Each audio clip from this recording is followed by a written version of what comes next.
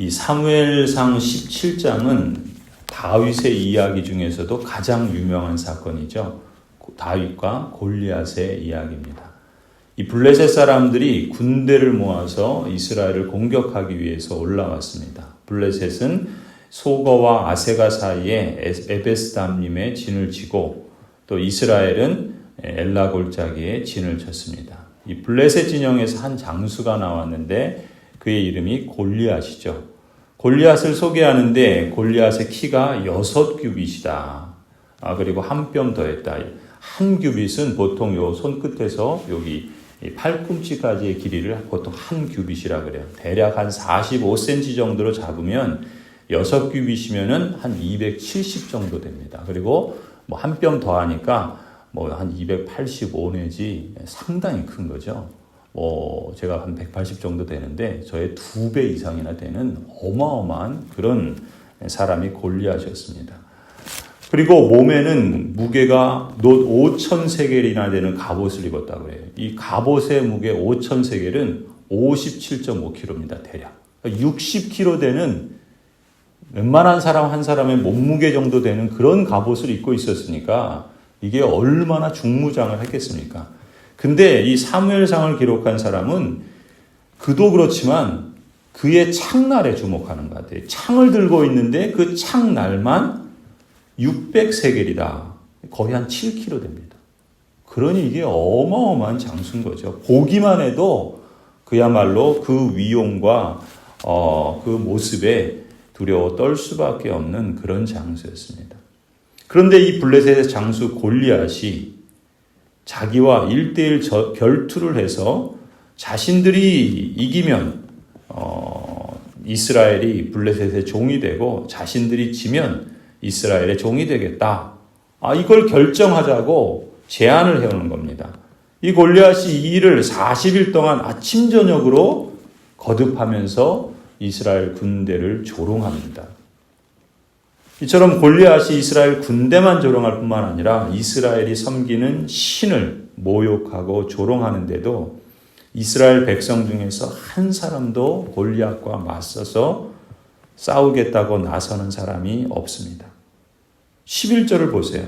심지어 백성 앞에서 싸워야 할 사울 왕도 백성들과 함께 두려워서 떨기만 했다. 그렇게 기록하고 있죠.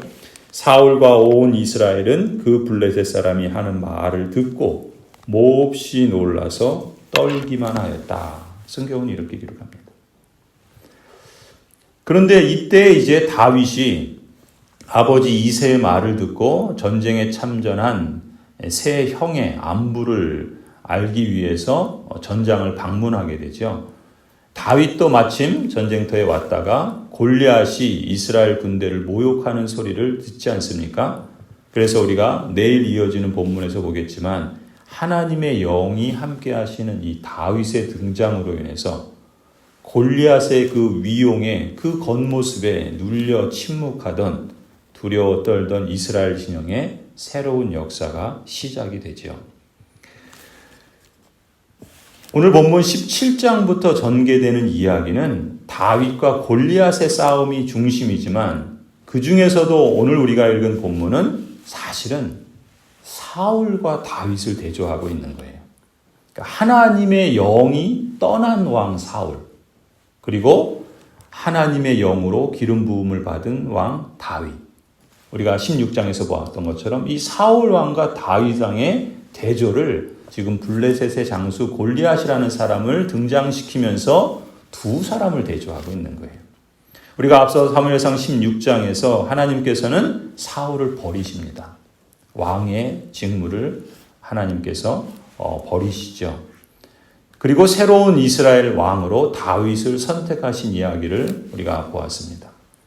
이 일은 결과적으로 어떤 말씀에 기초한 겁니까? 사무엘상 2장 30절의 그 말씀의 성취예요. 사무엘상 2장 30절에서 이렇게 말씀하시죠. 그러므로 나 주 이스라엘의 하나님이 말한다.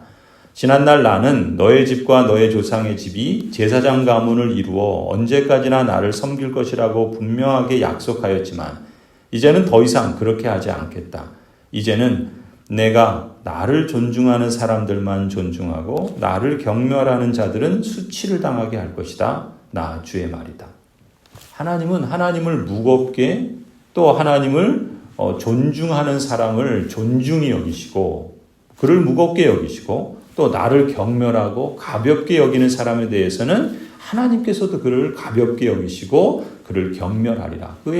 그가 수치를 당하게 할 것이다 라고 말씀하셨죠. 사실 이 말씀의 성취가 지금 사울에게서 나타나고 있는 것입니다.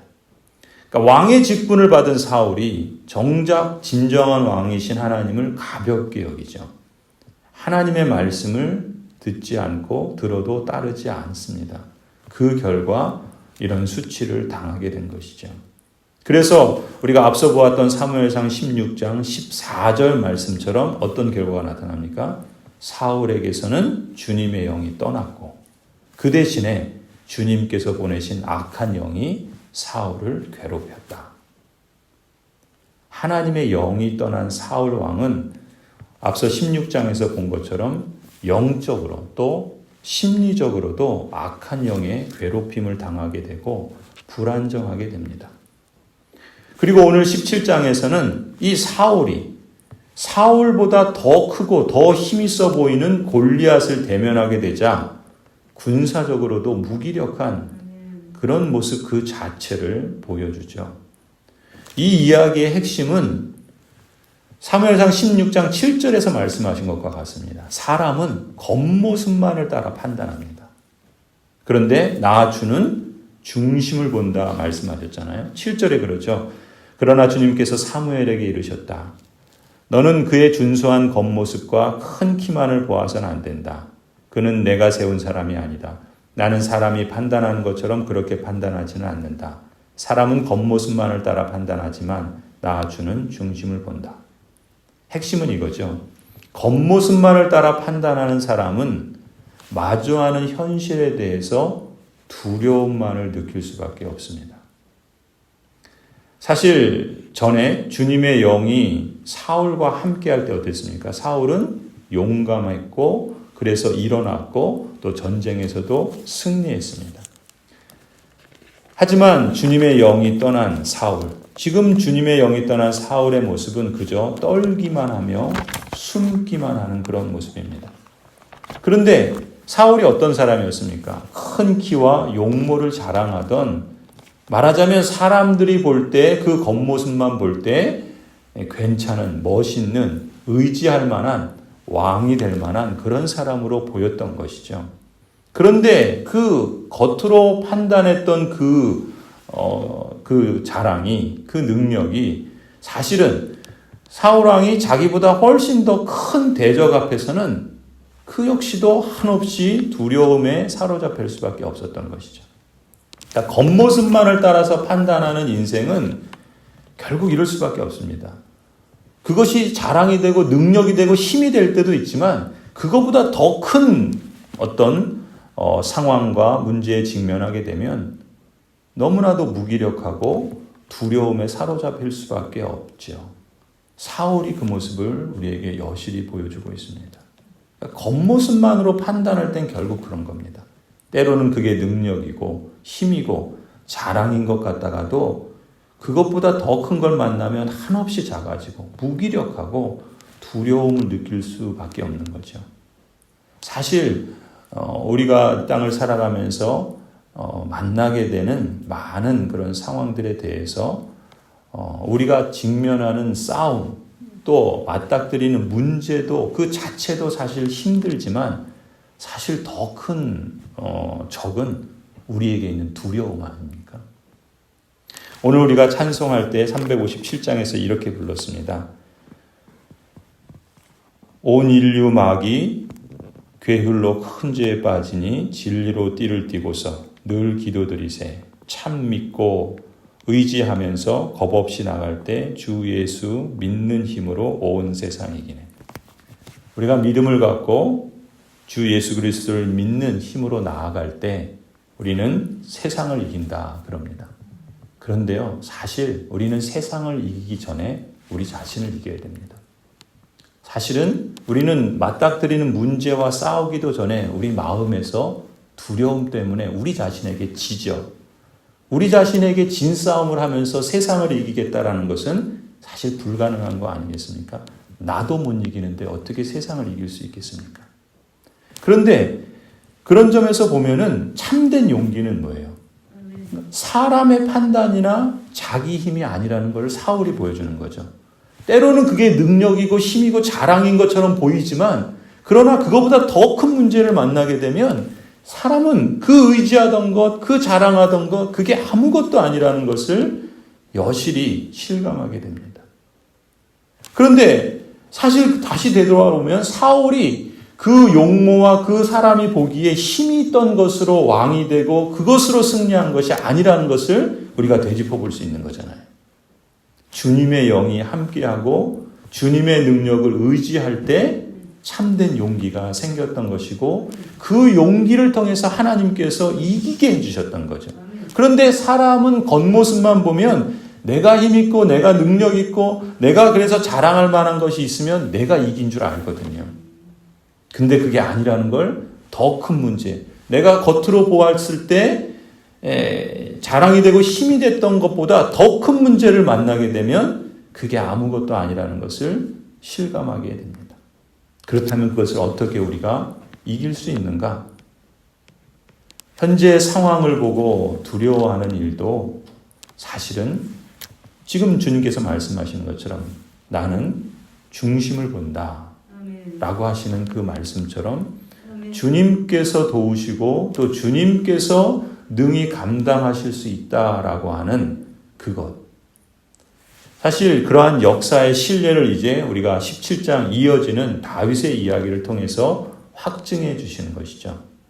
우리는 다윗의 이야기를 그저 주일학교 때 옛날에 다윗이라는 사람이 있었는데 다윗이 이렇게 승리했어 라고 하는 어떤 옛날 이야기 같은 정도로 받아들여서는 안 될 것입니다. 다윗의 이야기를 통해서 우리에게 말씀하시는 하나님, 그리고 다윗이 만나는 그런 큰 문제는 사실은 우리가 이 땅을 살아가면서 수시로 직면하고 있는 우리의 삶과 연결되어 있다고 봅니다. 다윗이 그 당시에는 블레셋의 골리앗이라고 하는 어마어마한 그런 문제에 직면한 것처럼 오늘도 우리는 또 우리 각자 또 우리 가정이나 또 교회나 또 공동체는 이런저런 상황들 또 다윗이 맞선 것 같은 그런 문제들을 직면하게 되죠. 그때 그런 문제들을 이길 수 있는 그 핵심이 무엇인가라는 것을 우리는 다윗의 이야기를 통해서 주목해야 할 것입니다. 성도 여러분, 눈에 보이는 상황이나 사람이 판단하는 겉모습 때문에 사실은 두려움을 느끼지 않습니까? 그것은 어떻게 보면 자연스러운 모습입니다. 우리는 그렇게 연약하고 또 때로는 무기력한 존재이죠. 그런데 주님께서는 중심을 보신다라고 말씀하십니다. 그러면 우리 안에서 하나님께서 보시는 그 중심은 무엇일까요? 우리에게 주님에 대한 진정성이 없습니까? 그렇지 않죠. 우리는 주님을 의지하고 주님을 신뢰합니다. 그러나 정말 주님께서 우리 안에서 보기를 원하시는 그 중심은 무엇인가? 그 중심이란 다름 아닌 믿음과 신뢰이죠. 우리가 정답처럼 말하는 그런 믿음, 그 믿음이 아니라 우리의 삶에 맞닥뜨리는 현실과 문제들 앞에서 하나님을 믿고 신뢰하는 그 믿음이죠. 그 믿음, 사실은 그래서 참 믿고 의지하면서 겁 없이 나갈 때 주 예수 믿는 힘으로 온 세상이 이기네. 우리는 그 믿음으로 우리 자신의 두려움을 먼저 이겨야 할 것이고 그 두려움을 극복할 때 우리는 우리가 맞닥뜨리는 이 세상의 문제들 앞에서도 승리를 하나님께서 주실 줄 믿습니다. 이 세상에 주눅들지 않고 하나님 안에서 승리를 꿈꾸었으면 좋겠습니다. 주님이 함께 하시는 것을 믿고 인내하면서 끝까지 신뢰하면서 선한 싸움에 담대히 나아갈 수 있기를 소원합니다. 하나님께서 우리와 함께 하시고 계시지 않습니까? 그 아들을 우리에게 주신 하나님께서 우리에게 무엇을 은사로 더 주시지 않겠습니까? 오늘 우리가 기도하면서 하나님 나에게 믿음을 주셨는데 그 믿음이 정말 하나님을 어떤 상황에서도 의지하고 신뢰하고 그래서 우리 안에 있는 두려움을 이기게 하시고 더 나아가서 그 문제, 그 상황들을 이기시는 하나님을 보게 하여 주옵소서. 하나님을 경외하며 우리의 인생의 여정 속에 그 하나님만을 우리의 진정한 왕으로 모시는 그러한 복된 여정으로 이끌어 주옵소서. 기도하며 그 간증들이 저와 여러분에게 또 우리 모든 성도들에게 충만하기를 간절히 축원합니다.